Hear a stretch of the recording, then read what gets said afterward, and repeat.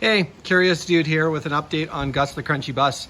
We have been spending some time working on the interior, trying to clean it up and semi-restore it to mostly original condition while we await parts. We've got a bunch of pieces on order from CB Performance and CIP1, and so until that stuff arrives, we're busy doing some cleaning. So I'm going to share with you one tip that has been really helpful for making our old worn out original Westfalia interior look a lot newer. And so that captain seat you're looking at there, that was kind of a grungy mess. If you look back to some other videos, and cleaned up pretty nice. So let's take a look at what my tip is. Okay, there's two things that are going to help you out a tremendous amount. Number one, steel wool, really fine. So this is 00, you can even get finer. This does an amazing job at cleaning up all of the trim work.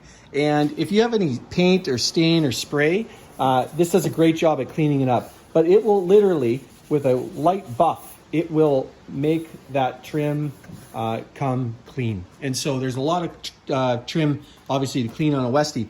The other thing is when you come across a lot of these interiors, the plastic or the rubber, I guess it is, it's the trim end, is now, it's melted in the sun or it's deformed. Well, it's really easy to fix. So all you do is remove it.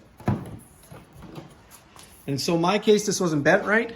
Right over here, I've got a ridiculously small pot of hot water. This was boiling. It's not quite boiling anymore. But the second that you do that, it's going to become pliable.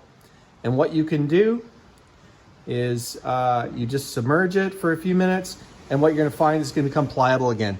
And then you can reapply it and position it the way you want. And so this was an easy way. It costs $0. And we're able to restore all the trim, actually, inside the cabinetry and make it look good as new. So that's my tip. That's an update from Gus the Crunchy Bus. I look forward to more updates here in the time ahead. Thanks for watching.